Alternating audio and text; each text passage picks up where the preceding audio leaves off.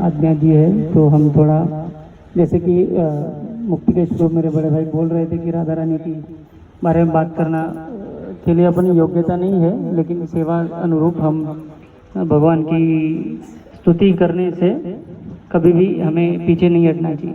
जैसे कि अभी हाल ही में प्रवचन के समय हम सुन रहे थे एक बार कि जैसे भक्त लोग भगवान की स्तुति में कहते हैं कि भगवान के चरण कमल की तरह है। जैसे कुंती महारानी कहती है नमो पंकज नाभाय, नमो पंकज मालिने, नमो पंकज नेत्राय, नमो पंकजांग्रे। तो भगवान के शरीर के हर एक अंगों को कमल से कंपेयर करती है। नमो पंकज नाभाय, आपकी नाभि कमल के समान है। नमो पंकज मालिने, आपके गले में पंकज की माला है। नमो पंकज नेत्राय, आपके आंखें कमल की तरह है। नमो पंकजांग्रे। वो कुंती महारानी उम्र में कृष्ण से बड़ी थी, उनकी बुआ थी, इसलिए उन्होंने नाभि से शुरू करके चरण कमल पे गई। लेकिन अगर कोई दूसरे भक्त होते तो वो चरण कमल से भगवान की स्तुति चालू करते हैं, लेकिन भगवान को बुरा ना लगे इसलिए कुंती महारानी ने उनकी नाभि से उनकी स्तुति चालू की। तो उसके बाद ऐसा कहते हैं कि माधुर्य कादम्बिनी में विश्वनाथ चक्रवर्ती ठाकुर करके एक आचार्य है, वो लिखते हैं कि जब भगवान का खुद जब सच में दर्शन हो जाता है भक्तों को, जब वो भक्तों को सच में दर्शन हो जाता है, तब वो जब भगवान के सामने आते हैं तो वो बोलते हैं कि मैंने आपकी तुलना कमल से की, वो मेरा सबसे बड़ा अपराध था। कमल जो मुरझा जाता है, मैंने आपके चेहरे की तुलना कमल से की, मैंने आपके चेहरे की तुलना कमल से की, तो ये मोड़ा सबसे बड़ा अपराध था। बल्कि वो एक भक्ति का अंग है। इसलिए भगवान की स्तुति हमसे जिस प्रकार से होती है, हमारी बुद्धि की दृष्टि से जितना कर सके उतना करना चाहिए। राधा रानी की लीलाएं तो अनंत है, लेकिन मैं उसमें एक, जैसे हम कहते हैं ना तुलसी महारानी का आरती होता है, तुलसी महारानी का आरती में आता है क्या बोलते हैं, कृष्णदास कविराज गोस्वामी जी ने लिखी है, जो चैतन्य चरितामृत के भी जो लेखक है कृष्णदास कविराज गोस्वामी, वो लिखते हैं। तो वो कहते हैं कि उसमें श्लोक है कौन सा, विलास कुंजे दियो वास, और उसमें कहते हैं कि युगल रूप राशि में हमेशा जो है, तो ये दो शब्द जो है वो बहुत रसिक शब्द है। रसिक शब्द इन सेंस विलास कुंज वो जगह है जहाँ पे राधा रानी और कृष्ण की दिव्य लीलाएं होती थी, और उस विलास कुंज की देवी कौन है, वृंदा देवी है। वृंदा देवी माने तुलसी महारानी, उसकी वो अधिष्ठात्री देवी है, तो वो डिसाइड करती है, वो मैनेजर है वृंदा देवी पूरे वृंदावन की, क्योंकि भगवान की कौन सी लीला कब होगी कैसे होगी। उनके तोते जो है वृंदा देवी के मंदिर में, अब अगर जाएंगे वृंदा कुंड में तो वृंदा देवी का मूर्ति में उनके बहुत सारे तोते हैं, तो वो उनके जासूस है, वो हर जगह पे देखते हैं ओ भाई कृष्णा की ऐसी इच्छा हो रही है, तो वृंदावन में अलग अलग प्रकार से वो लीलाओं का अरेंजमेंट करती थी। तो उनकी प्रार्थना में कृष्णदास कविराज गोस्वामी कहते हैं कि मैं आपकी सेवा इस प्रकार से करूं कि विलास कुंज में मुझे हमेशा युगल रूप राशि, बोले तो युगल बोले तो राधा कृष्णा के हमेशा दर्शन हो। लेकिन हमारे एक प्रवचन में सुन रहा था तो उसमें कहते कि हम भक्तों के लिए राधा रानी के, राधा कृष्ण की लीलाएं जो है, तो हमारे लिए विलास कुंज क्या है, हमारे लिए विलास कुंज है ये दुनिया का प्रचार स्थल। और युगल रूप राशि माने हम राधा और कृष्ण की लीलाएं तो समझ नहीं सकते, हमारे लिए युगल रूप राशि कौन है, गौर निताय, चैतन्य महाप्रभु और नित्यानंद प्रभु। तो हमें ये प्रार्थना करनी चाहिए कि हमें राधा कृष्ण की दिव्य लीलाएं समझे ना समझे, हमें गौर निताय की प्रचार लीला समझनी चाहिए।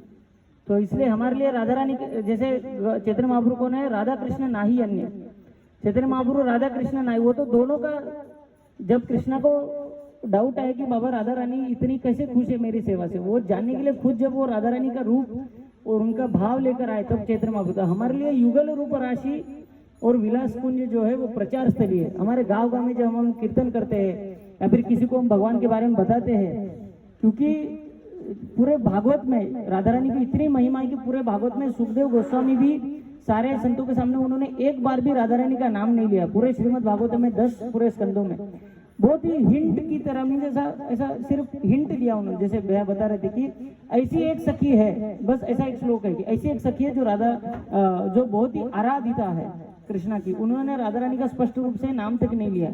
तो सुखदेव गोस्वामी जैसे महान भक्त भी खुद को राधा रानी की किसी भी प्रकार की लीला बोलो उनका नाम लेने के लिए भी बहुत ध्यान पूर्वक रखते हैं। तो इसलिए हमारे लिए तो, लेकिन जब ऐसा कहते हैं कि भागवत का सबसे समम बोनम, जैसे अभी हिंदी में भागवतम के पुस्तकों का क्या शीर्षक है पता नहीं, लेकिन प्रभुपाद ने जब भागवत के 12 स्कंदों का ट्रांसलेशन किया तो हर एक किताब का एक नाम दिया उन्होंने। पहले स्कंद का नाम दिया, दूसरे तो 10वें स्कंद का नाम दिया उन्होंने समम बोनम इंग्लिश में। हिंदी में उसका अर्थ होता है सबसे ऊंचा पुस्तक, दुनिया का सबसे। तो भागवत का जो 10वां स्कंद है उसमें भी सबसे हाईएस्ट, जो सबसे उच्चतम लीला है वो है राधा रानी का रास लीला, राधा कृष्ण और गोपियों का। तो उसमें आता है गोपी गीत। तो ऐसा कहते हैं कि भागवत में सबसे उच्चतम स्तर है गोपी गीत, और उसमें भी जो है गोपी गीत, अभी आप हम सोच सकते हैं कि कैसे गोपी गीत में राधा और कृष्ण की दिव्य लीलाओं का वर्णन है। तो गोपियां उस समय पे भी जब वो कृष्ण के साथ है, कृष्ण के विरह में एक्चुअली उन्होंने गाया है वो, लेकिन तो उसमें वो कहते हैं कि तव कथामृतम तप्त जीवनम। तो उसमें भी गोपियां क्या कह रही है, रस के समय, रास लीला के समय वो क्या कह रही है कि जो व्यक्ति तव कथामृतम, जो आपकी कथाओं का जो अमृत दुनिया को बांटता है, जो आपके, वो व्यक्ति हमसे भूरी दाजना, वो व्यक्ति जो आपके लिए सबसे प्रिय है। तो उस समय भी जो है, रास लीला के समय भी जो है, तो प्रभात कहते कि इसलिए हमारे लिए राधा कृष्ण की लीलाएं समझे ना समझे, आप हरिनाम संकीर्तन करो, पुस्तक वितरण करो, भगवान के लिए फंड कलेक्शन करो, जन्माष्टमी ये सब करो, वो असली राधा रानी का, राधाष्टमी का असली तत्व है। भगवान की सेवा हमारे लिए हमको राधा रानी को, जैसे वृंदावन में वगैरह बहुत रसिक स्थली, जैसे हमने अभी सुना अलग अलग जगह पे, जैसे रावल भी राधा रानी का जन्म स्थान है, वहाँ पे भी उनका लाडली जी का मंदिर है। बहुत वृंदावन में तो बहुत अलग अलग जगह है, गेवर कुंड है, दान घाटी वगैरह बहुत सारी जगह, उनमें अलग अलग लीला है। लेकिन हमें वो लीला समझे ना समझे, हमारे लिए राधा रानी की लीला वो है कि हम भगवान के प्रचार में हमेशा संलग्न रहे।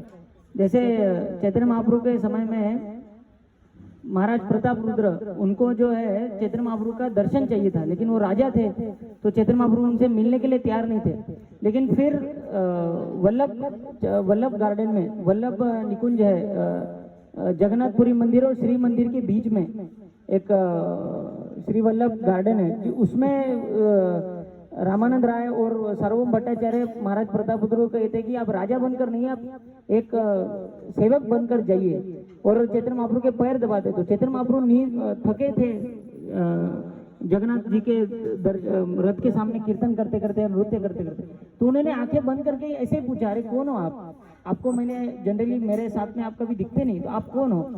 तो आप समझिए महाराज प्रताप रुद्र को जो वो सवाल पूछा था चैतन्य महाप्रभु ने, तो वो झूठ भी बोल सकते थे कि मैं राजा नहीं हूँ, क्योंकि उनको पता था कि जिस क्षण मैं बताऊंगा चैतन्य महाप्रभु को कि मैं राजा प्रताप रुद्र हूँ, तो मुझे वो झिटकार देंगे, वो मुझसे दूर हो जाएंगे। तो उस समय उन्होंने क्या उत्तर दिया, गोपी भर्तुर पद कमलयोर दास दास दासानुदास।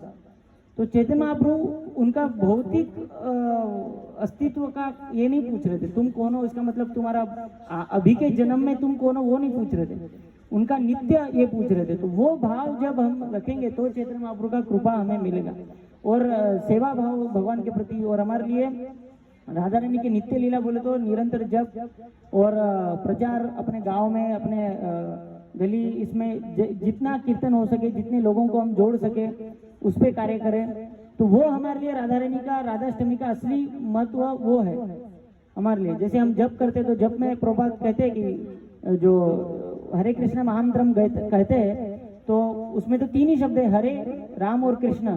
तो राम और कृष्ण तो हमें पता है, हरे का मतलब क्या है, हरे मतलब, हरे का अर्थ होता है राधा रानी। तो भगवान के हर एक नाम के पहले हरे का आता है, हरे कृष्ण कृष्ण कृष्ण हरे हरे, हरे राम राम राम हरे हरे। तो राधा रानी, जब तक हम राधा रानी की कृपा नहीं प्राप्त करेंगे तब तक कृष्णा जो है स्ट्रिक्ट पिताजी है, वो किसी को भी अपने नजदीक लेते नहीं। लेकिन आप दुनिया में किसी भी मंदिर में जाइए, कभी भी जाइए, राधा रानी किस पोज में मिलेगी आपको, ऐसे पोज में मिलेगी, दोनों हाथ राधा रानी के हमेशा कैसे रहते हैं, कृष्णा को कुछ दे रही है वो। तो राधा रानी हमेशा जो है, जैसे कृष्णा बांसुरी वगैरह रहेंगे, राम वगैरह ऐसे रहेंगे, बट राधा रानी हमेशा कभी ऐसे आशीर्वाद देते टाइप पोज में नहीं रहेगी, राधा रानी हमेशा इस पोज में रहेगी। तो वो कुछ तो दे रही है, तो बेसिकली वो क्या, उनके चरण में जो भी आएगा उसको उठाएगी दे देगी, उसको उठाएगी दे देगी। तो उनका मूड ये है कि जो आए वो देखती नहीं है कि कौन मेरे शरण में आए, जो आया उसको उठाओ, कृष्णा के झोली में डालो। जो कृष्णा बहुत फिल्टर करते हैं, कृष्णा हर चीज का फिल्टर करते हैं। वो 4 नियम पालन करता है कि नहीं, जब करता है कि नहीं, ये करता है कि नहीं, वो करता है कि नहीं, उसमें तप करता है कि नहीं, एकादशी करता है कि नहीं। तो कृष्णा बहुत स्ट्रिक्ट है, वो किसी को भी अपने नजदीक लेते नहीं। लेकिन जो राधा रानी के थ्रू आया वो बोलते अरे यार अभी इसको लेना पड़ेगा। तो राधा रानी की हमेशा देने की भाव में है। तो उस तरह से जो है हम राधा रानी की कृपा प्राप्त करनी है तो सिर्फ जब ये मार्ग है, प्रचार ये मार्ग है। और हमारे लिए राधा कृष्ण की लीलाएं क्या है, जैसे वो बहन ने बताया कि वो लोमड़ी की कथा, तो लोमड़ी की कथा में कहते हैं कि हम सब जो है वो लोमड़ी की तरह है। लोमड़ी की तरह बोले तो जो बच्चे जो थे जिन्होंने लोमड़ी को गड्ढे में डाला, वो बच्चे कौन है, वो 3 गुण है, सत्वगुण, रजोगुण, तमोगुण। और दुर्गा देवी का जो ये है त्रिशूल, त्रिशूल के 3 जो नोक थे वो कौन है, तमोगुण, रजोगुण, सत्वगुण। हम 3 गुणों से हम भौतिक जगत के गड्ढे में जा रहे हैं। तो 3 बच्चे थे, वो उनको खदेड़ दिया उन्होंने गड्ढे में। तो और उन्होंने दोनों जगह से आग लगा दी। इसलिए हम जैसे मंगल आरती में गाते हैं, मंगल आरती में क्या गाते, पहला शब्द क्या है, संसार दावा नल। तो दावानल, दावानल का अर्थ क्या है, दावानल बोले तो दावानल का अर्थ क्या है, दावाग्नि मीन्स जंगल में जो लगती है ना आग, सादी आग हम बुझा सकते हैं। जंगल की आग करोड़ों करोड़ों लीटर पानी डालो आप, संसार को किससे मीन्स हमारे आचार्यों का बुद्धि भी देखो। उनको जब कंपेयर भी करना था, उन्होंने ऐसी सिर्फ आग नहीं बोला, दावानल बोला। जो जंगल में लगने वाली आग है, ऑस्ट्रेलिया में लगी थी, 8 महीने चली थी आग, सबने न्यूज में देखा रहेगा। जब दावानल लगता है तो दुनिया की कोई टेक्नोलॉजी काम नहीं आती, कुछ नहीं काम आता। कितना भी बड़ा पशु रहे, हाथी रहे, सिंह रहे, सब जल जाते। तो दावानल से कंपेयर करते, उस लोमड़ी की सिचुएशन कैसी हो गई थी, दोनों तरफ से आग, वो किधर से भी नहीं। तो इसलिए वो दावानल जो है संसार का जो अग्नि है भौतिक जगत का, उसमें फंस गए। 3 गुण बाहर जाने नहीं दे रहे और दावानल है ऊपर से। तो फिर राधा रानी किसको भेजती है, विशाखा ललिता सखी है, विशाखा सखी किसको तो भेजती है, वो कौन है, गुरु है हमारे। राधा रानी किसको भेजती है, गुरु को भेजती है। गुरु देखता है अरे यार ये जीव जो है पूरे दावानल में फंस गया है, इसको 3 गुण निकलने नहीं दे रहे। तो पहला काम क्या करती है, वो 3 गुणों को भगाती है, अरे जाओ बच्चों भागो। तो पहले गुरु क्या कहते हैं, सत्वगुण, रजोगुण, तमोगुण से परे आओ, शुद्ध सत्व में आओ। उसके लिए क्या देंगे गुरु, हमें माला देंगे कि जब तक आप जप नहीं करोगे तब तक आप रजोगुण तमोगुण से ऊपर नहीं आएंगे। तो पहले वो 3 बच्चों को भगा देंगे। जैसे बच्चे भागे, अभी काम क्या बचा, दावानल को बुझाना। फिर गुरु पानी डालेंगे, उसमें पानी डालेंगे बोले तो हमें शास्त्र देंगे, शास्त्र पढ़ने को देंगे। उसके बाद हम थोड़ा ठंडा हो गया, हाँ जीवन जो है दुखालय शाश्वतम है और उसमें बहुत दावानल है नहीं, लेकिन मेरे पास मार्ग भी है, तो उसमें पानी डाल के हमें ठंडा करें। फिर वो उठा के गुरु क्या करेंगे, हमें राधा रानी के पास लेके जाएंगे। तो राधा रानी के पास लेके जाएंगे, फिर राधा रानी हमें कृपा देंगे। तो ये जो लोमड़ी का जो कथा है वो बहुत हमारे सबके जीवन में लागू होता है। दूसरा और एक लीला जो है जो मुझे अभी याद आ रहा है, एक थे दुखी कृष्णदास, एक हृदयानंद दास गोस्वामी करके थे, उनके शिष्य थे दुखी कृष्णदास। ये सब 6 गोस्वामी जो थे, रूप गोस्वामी, सनातन गोस्वामी, चैतन्य महाप्रभु के शिष्य, वो वृंदावन में सब लीला स्थली चैतन्य महाप्रभु ने जब देखा, वृंदावन गए थे तब राधा रानी और कृष्णा के सभी लीला स्थलियों को लोग जो है भूल चुके थे। राधा कुंड श्याम कुंड में लोग कपड़े धो रहे थे, तो चैतन्य महाप्रभु को बहुत दुख हुआ कि अरे इन लोगों को पता ही नहीं है ये राधा कुंड श्याम कुंड है, किसको पता ही नहीं है ये जगह, ये रावल है, ये जन्म स्थान है ये। तो उन्होंने इन 6 लोगों को बोला, क्या बोला कि आप जो है वृंदावन और राधा रानी और कृष्णा के सारी लीला स्थलियों को जो है नए से उत्पन्न करोगे। तो फिर उन्होंने पुस्तकें लिखी और आज जो भी वृंदावन आप दिख रहे हैं, हम लोग जो देखेंगे राधा मदन मोहन मंदिर, राधा गोविंद मंदिर, भले मुगलों ने और उन्होंने तोड़ दिया, फिर भी बहुत कुछ बचा है। जो बचा है वो किसकी कृपा से बचा है, 6 गोस्वामी लोगों की कृपा से बचा है, रूप सनातन गोस्वामी। तो उनमें से एक गोस्वामी थे जीव गोस्वामी, वो बहुत प्रकांड पंडित थे। उनके ऐसा कहते हैं कि उन्होंने 4 लाख श्लोक लिखे। रामायण में 24,000 श्लोक है, महाभारत में 1 लाख श्लोक है, तो 4 महाभारत लिखे, उतने उन्होंने श्लोक लिखे। उनके ऊपर पुस्तकों के ऊपर पीएचडी करते हैं लोग कोलकाता यूनिवर्सिटी में, उनके ऊपर एक सिलेबस पूरा डिपार्टमेंट है जीव गोस्वामी के ऊपर। तो जीव गोस्वामी के शिष्य थे ये दुखी कृष्णदास, रामचंद्र कविराज और तीसरे कौन थे, श्यामा नहीं श्रीनिवास आचार्य, 3 जन थे, श्रीनिवास आचार्य, दुखी कृष्णदास। अभी दुखी कृष्णदास का कथा बता, तो वो निधिवन रोज झाड़ू मारते थे। तो वो झाड़ू मारते हुए उनको ना नुपुर मिला, सॉरी ये चाल क्या बोलते हैं हिंदी में, पैंजन मिला, पायल मिला। तो उनको दिव्य अनुभूति हो रही है कुछ तो है। तो फिर वो अपने पास रख दिए, उन्होंने बोला कि जो भी इसका मालिक है कोई तो दिव्य व्यक्ति है। तो फिर एक बूढ़ी औरत है उनके पास, अरे तुम रोज झाड़ू मारते हो ना इधर सुबह सुबह, तुमको मिला है क्या पायल? बोलते हाँ मिला है। वो मेरी मालकिन का है, मुझे दो। बोले नहीं नहीं ऐसे नहीं दूंगा मैं मालकिन के पास लेके जाओ तो मैं दूंगा। तो फिर मालकिन के पास लेके जाने के लिए अभी वो ललिता सखी बोली, तो जो बूढ़ी औरत बन के आई थी कि इसको अभी लेके जाना पड़ेगा। तो दुखी कृष्णदास उनको पूरा गोपी का वेश बनाते, उनको गोपी रूप देती है और फिर राधा रानी के सामने लेके जाती है। फिर राधा रानी को पैंजन देते और फिर राधा रानी बोलते कि तुमने रोज निरंतर भाव से सेवा की है, निधि वन का तुम रोज यहाँ पे झाड़ू मारते हो और मैं हमारा रात को जो लीला होता है तब मैं देखती हूँ कि यहाँ पे साफ सफाई होती है तो मुझे बहुत अच्छा लगता है। तो फिर वो उनसे खुश होकर अपने हृदय से वो एक कृष्ण की मूर्ति देती है उनको, जिसका नाम वो देती है कि श्यामानंद राधा श्याम सुंदर। आज भी वृंदावन में वो मूर्ति है, राधा श्याम सुंदर मंदिर है। राधा रानी ने खुद उसको, साइंटिस्ट लोगों ने भी डिक्लेयर किया कि ये हाथ से नहीं बनी है, जैसे राधा रमन भगवान की कोई भी मूर्ति। तो वो राधा रानी ने खुद अपने हृदय से दिया था, उनका नाम दिया श्याम सुंदर। और फिर वो दुखी कृष्णदास को बोले कि तुमने इतना सेवा किया कि तुम्हारा नाम अभी मैं बदल देती हूँ, और नाम उनका क्या रखा है? श्यामानंद। श्याम नहीं, श्याम आनंद नहीं, श्यामानंद है। तो श्याम बोलो तो कृष्ण, श्यामा बोलो तो राधा रानी, जिसने राधा रानी को आनंद दिया है, श्यामानंद है उनका नाम। तो श्यामानंद पंडित हुए उनका नाम फिर। तो श्यामानंद पंडित जी का आज भी वहाँ पे भजन स्थली वगैरह है वहाँ पे। और राधा रानी जो है ऐसी छोटी छोटी सेवाओं में खुश होती है। प्रचार हो गया, जैसे अभी मंगल आरती में दूसरा एक श्लोक आता है, कौन सा आता है वो? मंदिर मार्जन आदो। क्या आता है? मंदिर मार्जन आदो।